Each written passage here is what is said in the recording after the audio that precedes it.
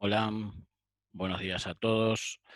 Vamos a continuar con el tercer punto de este tema, pero antes vamos a corregir el ejercicio que os mandé en el vídeo anterior. ¿De acuerdo? Vimos los diferentes tipos de relieve que teníamos en el planeta Tierra. Vimos el relieve continental con todas sus formas de relieve y el significado de cada una de ellas. El relieve oceánico y el relieve litoral o costero. ¿De acuerdo? Dentro del relieve continental vimos estas formas, vimos la montaña, vimos la llanura, vimos la meseta, vimos la depresión, pero también vimos algunas asociadas a la montaña, como las sierras y las cordilleras. ¿De acuerdo? Bien, lo único que teníais que hacer es poner el significado de cada una de ellas, que lo tenéis reflejado en el libro. ¿Vale? Mirarlo bien y quedaos con una definición. Bien, con lo que viene en el libro, bien, una vez leído con vuestras propias palabras. ¿De acuerdo? Con el relieve oceánico vimos la plataforma continental, vimos el talud continental, vimos la fosa marina, la dorsal oceánica, la llanura abisal, pero yo os incorporé dos más, creo recordar, que fueron los buyots, o esas montañitas que tienen la cima plana, que se ha ido erosionando al cabo de miles de años, y también vimos el rift, o esa grieta por la cual sale magma entre la dorsal oceánica y da lugar a la formación de esa gran cordillera o dorsal oceánica. ¿De acuerdo? Y luego vimos el relieve litoral costero, donde vimos multitud de formas. Vimos los golfos, los cabos, vimos las penínsulas. Quiero recordar que vimos el istmo. El istmo es la parte de la península que une, que no está rodeada de agua, ¿vale? Y que une a ese trozo de tierra con otro. Vimos las islas, vimos los archipiélagos, en fin, vimos las bahías, las ensenadas, etcétera. ¿De acuerdo? Lo único que tenéis que hacer es poner la definición y fijaos que realmente la tenéis bien puesta. Bien, perfecto. Bueno, pues vamos a continuar con el tercero de los puntos, que se titula ¿Cómo se forma el relieve y cómo se modifica? Bien, este punto es muy importante porque nos da una idea general de cómo el relieve que tenemos a nuestro alrededor no es inmutable. Eso quiere decir que no es que esté siempre igual, sino que va cambiando. Lo que pasa es que cambia tan lentamente que nosotros no lo apreciamos, no llegamos a apreciarlo. Bien, os he puesto dos vídeos que pinchando sobre ellos os va a dar una explicación, al igual que os la doy yo, pues quizá un poco más amplia, alguno de ellos, de todas esas formas de relieve que hemos visto y cómo se forma el relieve. ¿De acuerdo? ¿Cómo podéis acceder a ella? Pues bien, lo que tenéis que hacer es descargarla, pasar a mi blog, os he puesto aquí la dirección. Y en mi blog os vais a primero de la ESO, os vais al tema, a la presentación del tema, lo descargáis y vais a tener esto mismo que estamos viendo aquí. Pinchando sobre esta imagen o bien sobre esta dirección, os va directamente al blog en caso de que no sepáis ir. ¿Vale? Os lo descargáis y lo podéis tener acceso a cualquiera de esos vídeos. Bien, perfecto. Pues bien, vamos a ver cómo se va creando y se va modificando ese relieve que tenemos a todo nuestro alrededor. Todo lo que nosotros vemos es fruto de un constante movimiento a lo largo de millones y millones de años, que da lugar a las caprichosas formas que tenemos, vayamos por donde vayamos. ¿De acuerdo?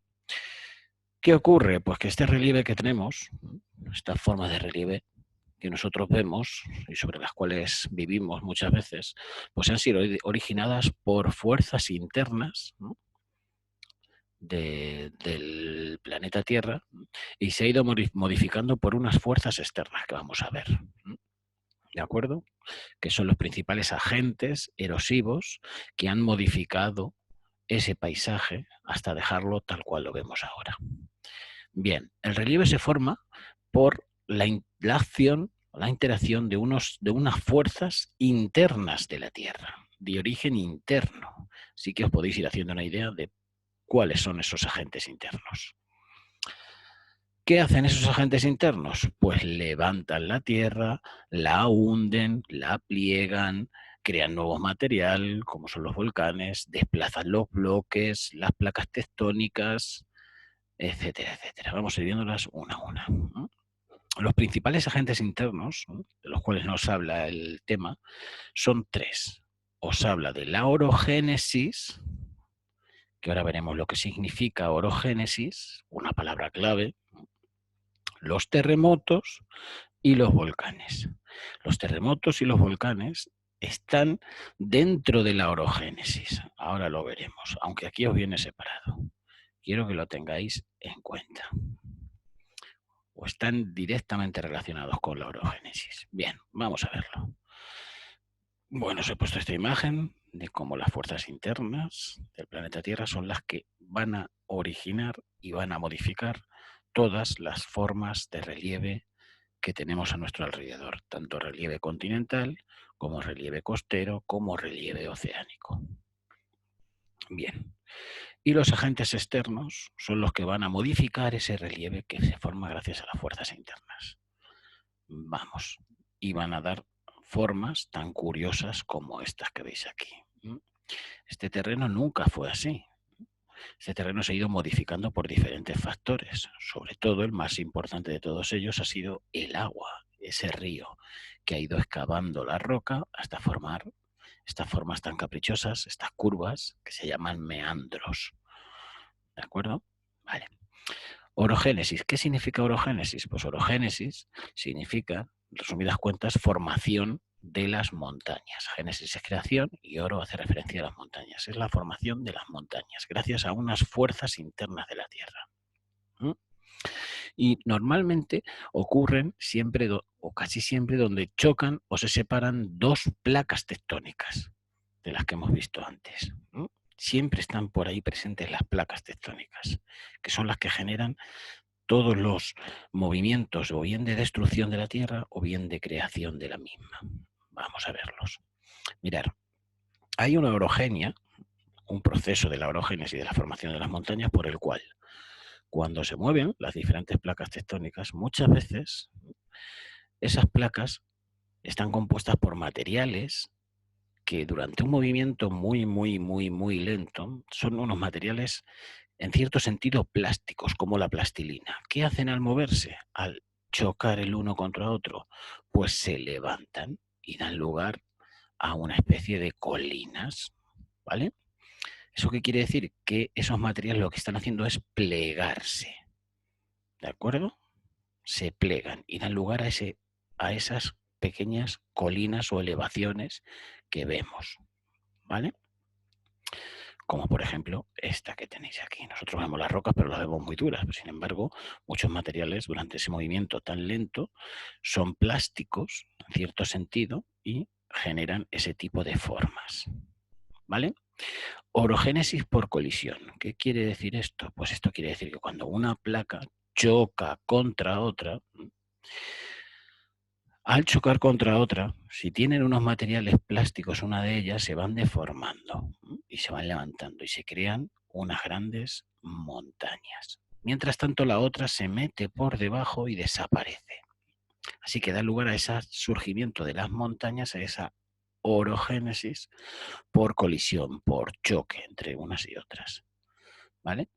Aquí tenéis otra imagen, como una placa choca contra la otra, una se mete hacia el interior de la litosfera, incorporándose al manto superior, y ese choque en la otra placa, que tiene materiales plásticos, hace que se levanten, que se vaya elevando y dé lugar a esas montañas.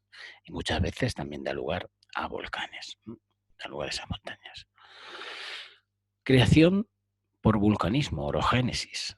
Creación de las montañas por vulcanismo. ¿Dónde vemos sobre todo esto? Pues esto lo vemos sobre todo en el relieve oceánico, en las dorsales oceánicas, donde en esa grieta que está entre dos placas que se están separando, surge material procedente del manto, surge ese magma que va separando las placas y va creando a su vez nueva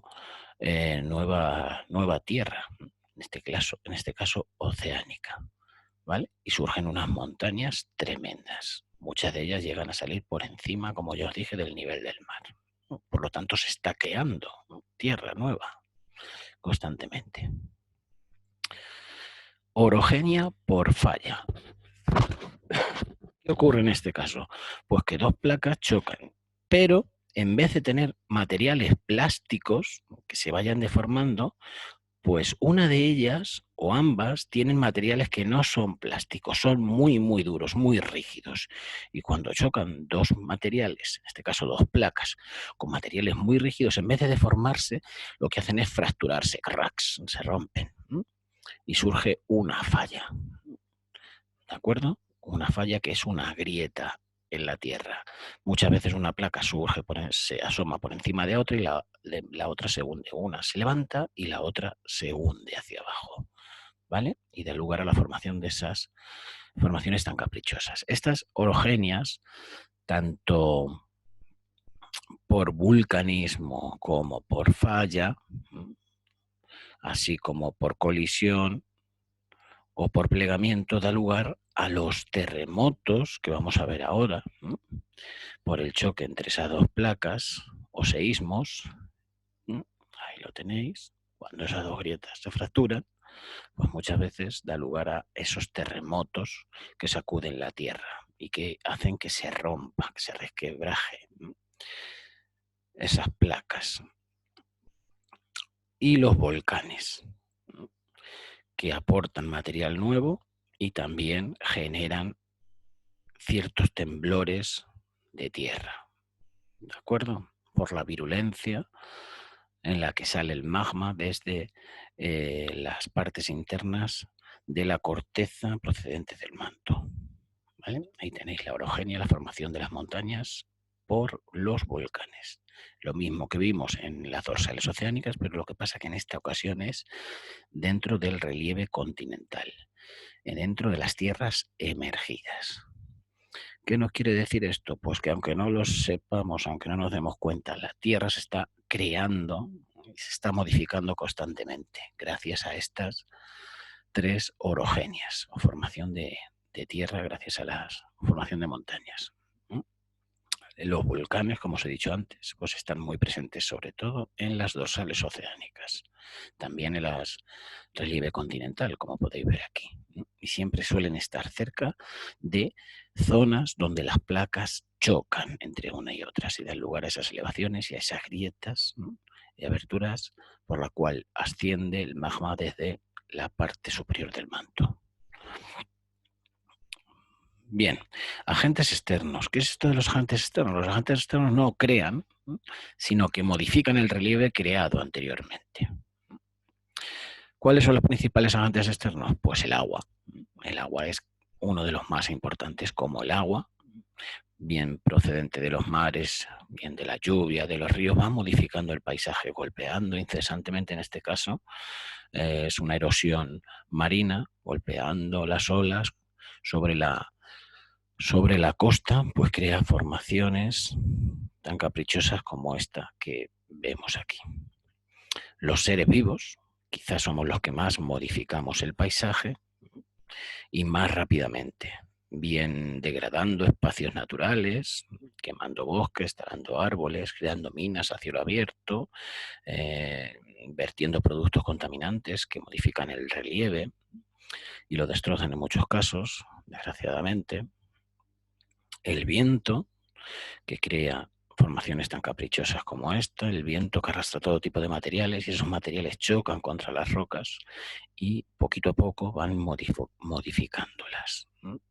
Y creando esas formaciones que vemos por todos sitios, porque el viento también afecta a diferentes formas en las que no se ve tan claramente como esta. La temperatura también influye mucho en la degradación, en el cambio y la erosión del paisaje. ¿Cómo podemos ver gran parte de esa modificación, de esa erosión? Pues lo podemos ver en los ríos, en un icono como este. Bien, el agua que procede de las lluvias cae sobre la tierra y ese impacto incesante de las gotas de lluvia, aunque no lo veamos, pero modifica en cierto modo el paisaje. Lluvias, lluvias y lluvias constantemente a lo largo de miles y miles de años van modificando gran parte del paisaje que vemos. Esa lluvia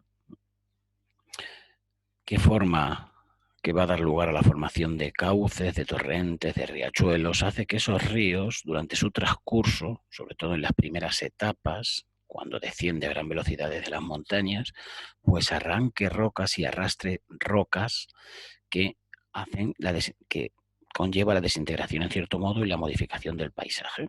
Esas rocas van chocando, chocando y chocando y chocando durante todo el viaje, durante todo el descenso del río hasta llegar al mar, a lo largo de cientos y cientos de años, y esas rocas se van modificando, se van haciendo cada vez más pequeñitas hasta llegar en forma de sedimentos o minúsculas partículas de arena a la desembocadura de los ríos, ¿vale?